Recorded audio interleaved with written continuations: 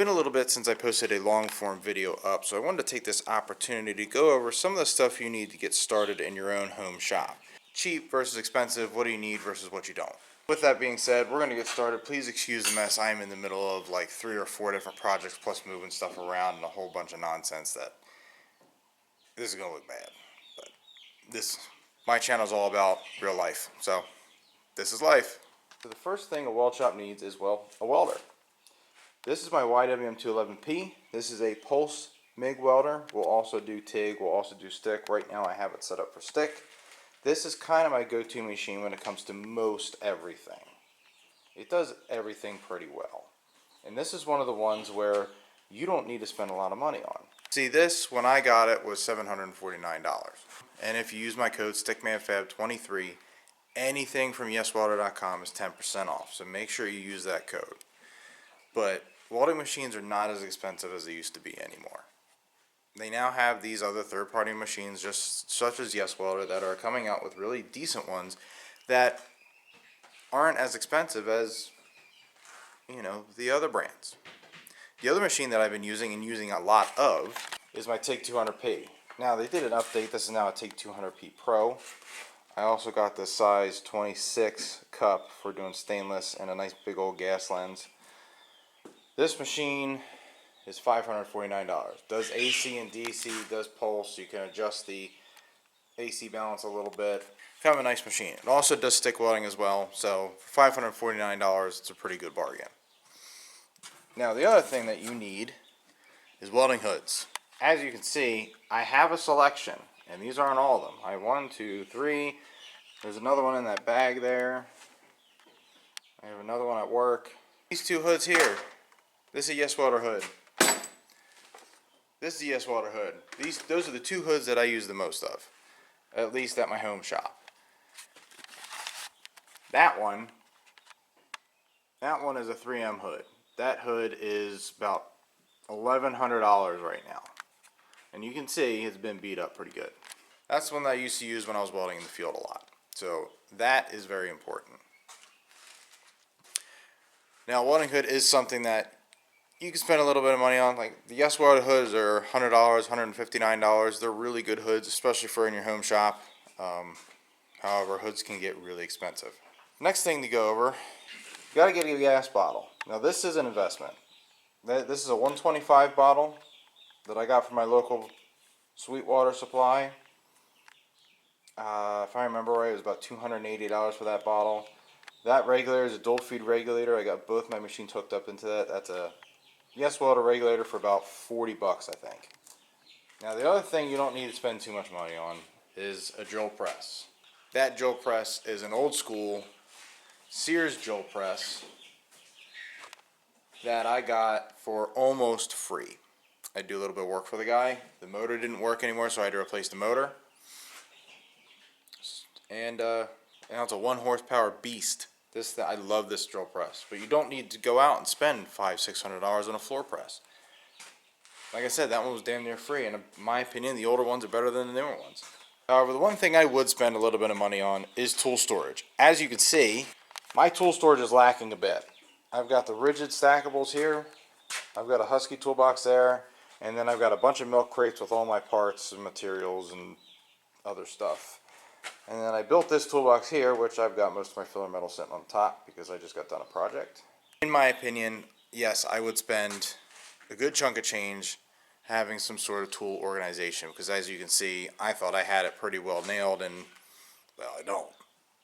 Another thing, a grinder. This is a DeWalt 6-inch grinder. Pay no mind to the fact that I don't have a guard on it. You should always have a guard on it. But this is a 6-inch grinder that'll take 4.5-inch wheels. I would highly, highly, highly recommend spending the money on good grinders. I have gone through many grinders in my career, and the DeWalt 6-inch grinders, in my opinion, are the best ones that I've used. Another thing to spend the money on is an air compressor. Now, I have this one, of which I use quite often. This is the Mataba HBT. Mataba calls it the tank. It's a 200 psi pancake compressor capable of 4 CFM at 90 psi. Strong enough to run my plasma cutter. Speaking of plasma cutters, this is sitting in my bottom shelf here. This is my Yes Welder Cut 55 DS. Yes Welder has recently updated their line. It's the Cut 55 Pro and Cut 65 Pro. $249. Yeah, pretty cheap, especially for a plasma cutter. And it works fine. It works great. I've tested it on a lot of things. It'll cut 1/2 inch plate. It'll sever 3/4 inch. I wouldn't say it would cut it very cleanly, but it will sever it. So it does pretty well. Portaband. One of the, well, I think this is like the 3rd power tool that I bought. And on a stand from Harbor Freight. This thing is chop saw, and I can convert it to stand up and use it as a little table saw.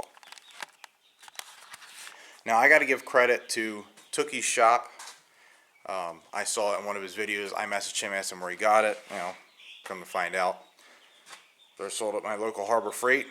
And he said just go pick one up. They're the best thing you could have gotten, and he's not wrong. That thing is great, and it'll fit just about any Portaband. But you don't need to buy that expensive $300 Milwaukee Portaband.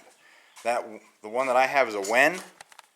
This Wen was $100, and it takes the same blades, and it works just fine. Works great. Has just as much torque as the Milwaukee does, and it does really well. Another tool that if you're doing pipe work or tubing work or anything like that, another tool that is worth its weight in gold, in my opinion, is this thing. This is a pipe notcher. This thing is fantastic. And again, they sell things very similar to this for $300, $400, $500, even $600 sometimes. I got this one online at Amazon for $100, and it works flawlessly. I have not had any issues with it. I gotta lube that shaft every once in a while. I do have to do that, but it works for what I needed to do. And again, I can save a little bit of money not getting all that stuff. Not getting any of that name brand expensive stuff that does the same thing. Now here are some tools that I laid out that come in handy in everything. First off, a small 10-inch pipe wrench. These literally come in handy for everything. These can even get out like stuck studs or stuck bolts. Big 18-inch pipe wrench, because you never know what you're going to get yourself into. This is called a spud wrench. I would invest in a couple of these. You can get these for pretty cheap, but they can be kind of expensive, like $30 or $40. It has the advantage of this line-up bar. This line-up bar I have used in many different ways, along with this adjustable head for obvious reasons. So I would invest in at least one of those. I would always have 2 line-up bars. Also, a vise. This is something I would spend your money on. Mine's a Wilton. This is not a great vise. Even though it has a good name, it's not a good vise. Don't get this thing. I got this thing for free. It just kind of came with me. I would go to Fireball Tool and get one of his vise. Yes, they are expensive, but they last. The last thing you want to do is clamp your workpiece in a vise and have it move or have the bolt strip or stretch. It is annoying as hell. Spend the money, get a good vise. What that vise is attached to is my bench. As you can see, I got a ton of crap on my bench because I've been really busy this morning and the past couple mornings. But I made this bench out of steel that I have collected. The top is a road plate. This part is just a piece of 1/2-inch plate that was left over from a job. Some of this is some pipe that was left over from a job from long ago. And then I made that out of a truck bed cover that was being chopped up. That is another toolbox where I keep all my filler metals and stuff.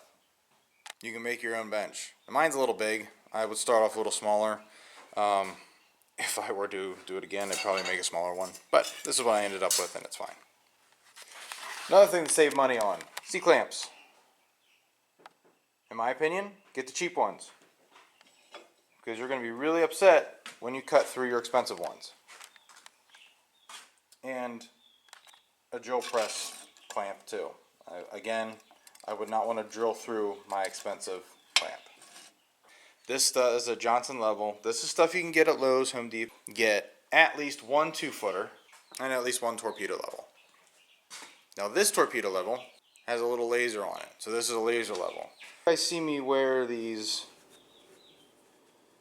weld caps all the time. This isn't something that is absolutely necessary, but something that I would get a bunch of. I have about 7 or 8 of these. And they're inexpensive. You can get them at any hardware store, Tractor Supply. Another thing is gloves. I have a selection of gloves. These are my TIG gloves. Thick welding gloves that I have are at work. But as you can see, they're yes welder gloves. You can get good quality gloves for not that much money. Now there's one more thing under this cover that I wanted to go over real quick. And that is my generator. So I power all my welding machines with that. And that is also propane gas powered. It can be gasoline powered, but I like to run it off of propane. Now, all of the machines that I showed you, the welding machines, the plasma cutter, everything, they can run off a 110 socket. However, it's not quite as efficient. You know, I can run for stick welding, the most I can run is like 80 amps. And even that, after a while, the amount of work, the amount of draw that has on the circuit, it eventually trips the circuit, and I'm going back and forth down between the basement. So I need to run 220, especially on some of the bigger projects. Now, with that being said, if you wanted to at home, you can get a 220 outlet put into your garage as long as you have enough room in your panel. If not, you have to get an electrician to put a new panel in. I don't feel like adding an extra panel. Our panel's full. I'd have to add a new panel. I don't want to do that, especially if my plan is to build, buy, or rent a shop so I can do this stuff, you know, in its own location. That's all I got for now. That's all I can think of. If anybody else has any suggestions on tooling and what to spend money on and what not to spend money on, what to have, what not to have, or whatever, please put it in the comments. I like seeing your guys' comments. But thanks for watching. Pretty soon I'm gonna start some exciting projects. So I'll see you later.